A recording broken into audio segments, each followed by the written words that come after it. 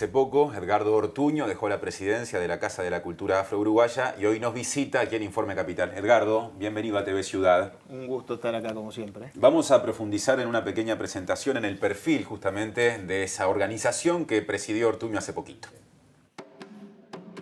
Establecida en Isla de Flores y Minas, corazón de Palermo, la Casa de la Cultura Afro-Uruguaya se propone promover la creación y la difusión de las manifestaciones artísticas y culturales afrodescendientes, la recopilación de su acervo y el fomento de la equidad racial y de valores solidarios, superadores del racismo y toda discriminación.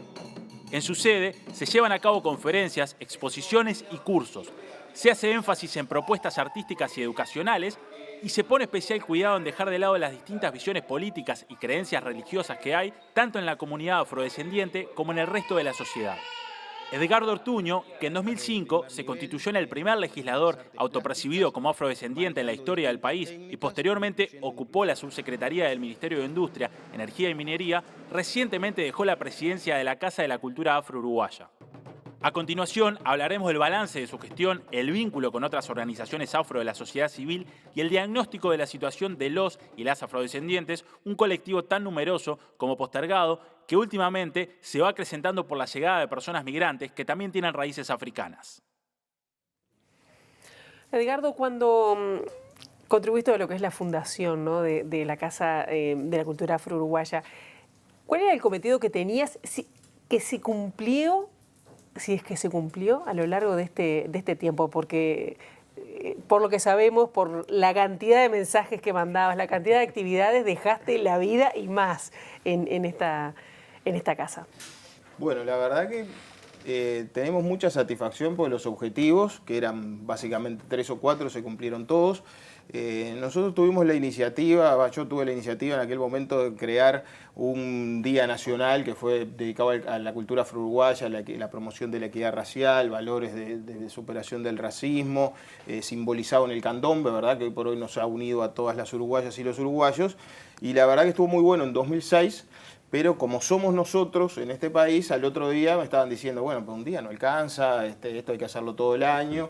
Y ahí surgió la idea de trabajar en estas 3 cosas, en estas 3 líneas, un poco de rescate de la identidad, la memoria de la comunidad afro para visibilizar su presencia y su aporte, promover la cultura y después promover el desarrollo social y temas de inclusión y promoción de la equidad racial. Y con esos 3 ejes fundamos la Casa de la Cultura Afro-Uruguaya, que ya en el 2007, el 3 de diciembre, planteamos la idea. Todo 2008 rastreamos recursos y afortunadamente la cooperación española creyó en el proyecto y junto con la Intendencia, que había dado un comodato justamente ese edificio allí en Isla de Flores y Minas, en época del Intendente Arana, ya por 2003, ya con Ala Olivera a la cabeza, firmamos en 2011, después de varios años de estar incluso incubados en la Intendencia, porque teníamos la casa como proyecto, el aporte de los españoles, hacíamos cosas, pero no teníamos la casa porque estaba en ruinas, ¿no? Claro. Si bien estaba en posesión, eso no tenía techo, no tenía piso, o sea, era una cuestión muy desafiante poder reciclarla, que fue el objetivo primero, que hoy está cumplido, ¿verdad? Porque si bien no pudimos realizar la fachada, adentro está totalmente a nuevo, tenemos 7, 8 lugares realmente de primer nivel, incluyendo una sala de grabación, que es una usina de grabación del MEC, sala de danza, sala de exposiciones plásticas, un espacio para eventos, una biblioteca, un archivo que nos permite ir trabajando y permitirá a las nuevas autoridades seguir trabajando en estos 3 ejes, ¿verdad? Porque allí quien se acerque tiene desde información del pasado de la comunidad, no solo de Uruguay, sino de América Latina, de Estados Unidos, de la propia África, sino que lo más importante, tiene un lugar de encuentro y de trabajo, desde clases hasta, bueno, hasta actividades más. Y cuando te planteabas todas las actividades, la idea central, ¿cuál era? Agrupar a las distintas personas que, afrodescendientes, o también vincularlos con el resto de quienes viven en Montevideo. Bueno, era y es un proyecto muy desafiante en 2 sentidos, ¿no? Yo noté la necesidad de contar con un lugar de encuentro, ¿no?, y de visibilización hacia el interior de la comunidad, y eso lo hemos logrado, ¿no? En la casa se reúnen, además de la gente que propiamente trabaja en la institución, las distintas organizaciones, que son varias, que piden el local para sus reuniones, incluso cuando ha habido hechos importantes de discriminación o eventos donde el colectivo tiene que pronunciarse, también la casa ha servido de lugar de encuentro para las distintas organizaciones. Pero el desafío mayor es vincularse con el resto de la sociedad, ¿no? Y trabajar con el resto de la sociedad, no generar un gueto, sino por el contrario, proactivamente tener vínculos. Puertas Sí, abiertas, claro. digamos. Puertas abiertas. ¿Se logró? Y en eso se logró, no solo porque también prestamos el lugar para distintas organizaciones sociales y culturales, sino porque hemos hecho acuerdos interesantes, primero con el barrio y con la zona. Por ejemplo, tenemos el Instituto de Actuación de Montevideo, el IAM al lado, Sí. Que era lo que nos había faltado, el lugar para un teatro por el espacio que significa. Bueno, estamos compartiendo espacios, nos prestamos espacios. Al otro lado, un hogar del INAU, ¿no? Un club de niños Casturú, también vienen a hacer actividades a la casa, pero además con otras organizaciones, desde CONACHA hasta, bueno, la Asociación Uruguaya de Candombe se reúne allí, vínculo con organizaciones que trabajan en los derechos humanos, muchos. Y en la última etapa incluso logramos tener un puente con el PIT-CNT que nos faltaba. Así que realmente muy contentos porque hay vínculo con todas las organizaciones de la sociedad que hacen cosas ahí. Bueno, los 8 de marzo, con el Día de la Mujer, ¿no? Las organizaciones que trabajan por los temas de género también han trabajado allí, y hace ya muchos años que hacen actividades todos los 8 de marzo en la casa. O sea que bueno, hay que seguir haciendo mucho, ¿no? Pero creo que el objetivo se logró porque, bueno, más allá de que tenemos un lugar los afro-uruguayos, también tenemos un lugar todas las personas que compartimos la promoción de estos valores, que es un poco la idea, ¿no? Así que cuesta un poco dejar esto que, como te decía, cuando empezamos era una cosa derruida y era un sueño, Sí. ¿no? Que también hay que decirlo, no como queja, pero hay que decirlo. En Uruguay nadie creyó en esta idea cuando yo la tiraba, ¿no? Me decían, esto es imposible, mirá lo que es esta ruina. Y bueno, a veces gente de afuera, ¿no? Primero los españoles y después los japoneses, aunque Ajá. parezca increíble, nos dieron financiamiento como para levantar esto, que hoy fue un sueño y hoy es una realidad. Está claro que ustedes trabajan el Frente Cultural específicamente, que integra, entre otras cosas, lo educativo. Sí. Me quiero detener ahí, porque es el rubro educativo uno de los que más cruelmente demuestra la postergación de los afrodescendientes y las afrodescendientes en este país. Por ejemplo, cuando uno va a la estadística de gente que ha llegado a la universidad desde la comunidad. ¿Se ha avanzado en ese sentido? ¿Qué queda por hacer? ¿Cómo estamos? Bueno, lo primero, reafirmar tu diagnóstico. Sí, es duro, ¿no? Si uno piensa en las desigualdades étnico-raciales en el país, piensa en los índices de pobreza, ¿no? Y necesidades básicas insatisfechas, donde ahí la población afro tiene más del doble de pobreza y el triple de indigencia, y piensa en la educación, ¿no? Donde tanto terminando primer ciclo, ¿no? Que es la mitad, 5 de cada 10, como bachillerato, ¿no? Donde todavía bajan 2 de cada 10, y llegando a la universidad, como tú dices, 1 de cada 10. 1%. Sí, tenemos estudiando, haciendo estudios universitarios. Terciarios, claro. Terciarios. No tenemos los datos de egresados, que suponemos reduce todavía un poco más, porque hay, eso sí está estudiado, mucha deserción en el segundo y tercer año de estudio terciario, Claro. porque hay que trabajar y por muchas cosas. Entonces, esa es la realidad. ¿Se ha avanzado? Bueno, se viene avanzando. Ahora tenemos desde la ley 19.122 una línea específica de la ley que trabaja con becas, ¿no? Para estudiantes de secundaria. Ya en la época nuestra en el Parlamento habíamos impulsado las becas Carlos Quijano para afrodescendientes con cuota afirmativa, que es para posgrados, es para nivel terciario. El problema claramente está antes, ¿no? Está en secundaria, que es donde hay que poner todas las baterías, así que bueno, ahora se empezaron a aplicar becas allí. Y desde el MIDE, junto con el Ministerio de Educación y Cultura, se está trabajando bueno, con toda la ANEP y en particular la UTU, que ha avanzado mucho en esto, y secundaria, para desarrollar políticas específicas sobre este tema que permitan retener a la población afro, tema cuantitativo, y también cambiar un poco la cabeza del sistema, ¿verdad? Porque una de las cuestiones que está demostrada, no solo en Uruguay, sino en toda América Latina, Hace poco se presentó aquí un estudio del Banco Mundial que lo demuestra, que estudia desde Estados Unidos hasta el sur de América. El sistema educativo, por sus contenidos, tanto al no visibilizar la presencia de la población negra en el continente, como al visibilizarla en forma estereotipada, negativa, sí, ¿no? Expulsa o no contribuye a mantener ese horizonte de permanencia y egreso exitoso de nuestros jóvenes, ¿verdad? Entonces, también en eso hay que trabajar.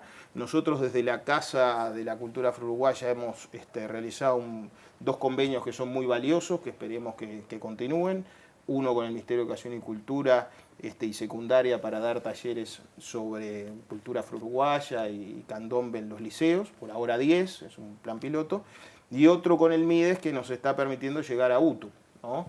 El objetivo que se iba a concretar este año y que esperamos se concrete a futuro es llegar a formación docente, ¿no? Porque es en los profesores y las futuros profesores, futuras maestras y maestras, es donde tenemos una mayor esperanza de poder trabajar estos temas desde otro lugar. O sea, ustedes entienden, leyendo entre líneas, que hay a nivel del cuerpo docente hoy carencias en ese sentido o parte Sí. del problema. Sí, sin duda. Hace muy poco en el Centro Cultural de España justamente hubo jornadas académicas sobre estos temas y yo presenté una ponencia que se llamaba Educación, Reproducción y Superación del Racismo, ¿no? Donde con distintas evaluaciones propias y otros estudios demostramos que el sistema educativo desde, no de ahora, sino que desde el fondo de la historia reproduce la discriminación, ¿no? Yo siempre nombro el libro de Schurman y Cooligan, donde estudiaron generaciones y generaciones, que decía que los afro y los africanos y sus descendientes fueron un sector que no aportó nada al desarrollo social de la colonia y del futuro y que dejaron apenas una huella folclórica en la cultura. O el ejemplo de Ancina, que lo vimos muchas veces simplemente en un rol subordinado. Sí. Son pequeñas cosas que reproducen una forma de pensar y una sensibilidad discriminatoria, ¿verdad? Peyorativa. Y de ahí en más, la reproducción en las aulas sin querer, muchas veces inconscientemente, de prácticas y de cosas que hacen muy difícil el progreso de nuestros estudiantes. Entonces, el sistema educativo como tal tiene que abrirse, ¿no? Mejorar su currículum. Yo me acuerdo en las épocas de estudiante de IPA, cuando hice el profesorado, no estudiábamos casi nada de África, no estudiábamos casi nada de América, dentro de América estudiábamos muy poquito del aporte indígena y del aporte afro, o sea, hay que renovar los currículum, los contenidos. Fíjense que si nosotros como profesores, futuros profesores, no lo estudiamos, en los programas de secundaria estos temas casi no se llegan, no aparecen. Entonces hay que reformar los contenidos y hay que reformar las prácticas educativas y bueno, en eso estamos trabajando en la sensibilización, haciendo propuestas, ¿no? Muy humildemente, porque no tenemos toda la verdad, pero vemos una luz en el camino porque las autoridades se han abierto a estudiar estos temas, ¿no? Claro, y a nivel del Poder Ejecutivo se han aprobado distintas medidas o leyes tendientes a disminuir, ¿no? las desigualdades. ¿Qué impacto han tenido el poner sobre todo el tema afro sobre la agenda pública? Bueno, el impacto yo creo que es muy importante. En primer lugar porque visibiliza una realidad, ¿no? Veamos primero lo que suma, ¿verdad? Yo creo que es un valor agregado para la sociedad uruguaya reconocer el valor, la riqueza de la diversidad, ¿verdad? De aportes. Ahora la inmigración nos está de vuelta devolviendo ese espejo de lo que fuimos y muchas veces no reconocimos, ¿no? También el colocar el tema en la... Una inmigración, perdóname, que tiene diferentes características a cómo vinieron los africanos acá. Sí, sin duda, diferentes características, pero es una inmigración que también nos muestra esa diversidad latinoamericana. Hay mucha población afro, como hay de otros orígenes. También me parece que es importante y lo fundamental que al visibilizar estos temas y las desigualdades que persisten, con origen en aquella desigualdad madre que fue la esclavitud, ¿verdad?, que nunca se reparó, se empiezan a tomar medidas y acciones y políticas. Hoy hablábamos de la Ley de Acciones Afirmativas, nosotros impulsamos la 18.059, hay acciones, pero también, y esto pasa también con los temas de género, lo vemos ahora con el caso de Artés y demás, la contra es que la visibilización de estos temas genera también en algunas personas quizás quienes tienen más arraigados los valores conservadores, digamos, y discriminatorios, reacciones en contra. ¿Por qué cuota para los afro en el Estado, ¿no? Que ahora hay un 8% que abre puertas a romper esa discriminación o esa segregación en el trabajo, ¿no? Hay una cosa meritocrática en esa reacción también, sí, ¿no? Sí, de algunos sectores de los que reaccionan, ¿no? Y esa cosa de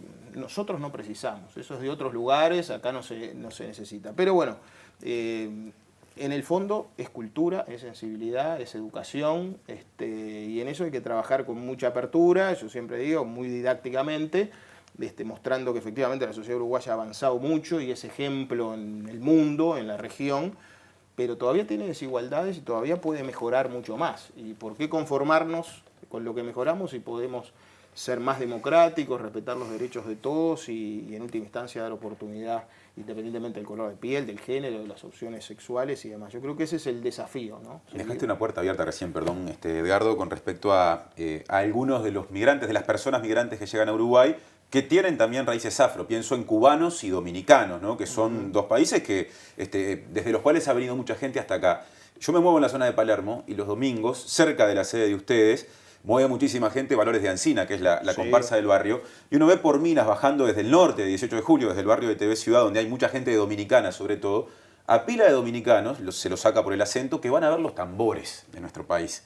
¿Qué sentís vos como afrodescendiente uruguayo cuando empieza a darse ese reencuentro en torno a algo que es de acá pero que tiene raíz africana? Es impresionante porque comprueba, a mí me tocó viajar por el trabajo, que el tema cultural es como un hilo que teje y surge y va hilando a los afrodescendientes en toda América Latina, ¿no? Desde Norteamérica hasta América Latina.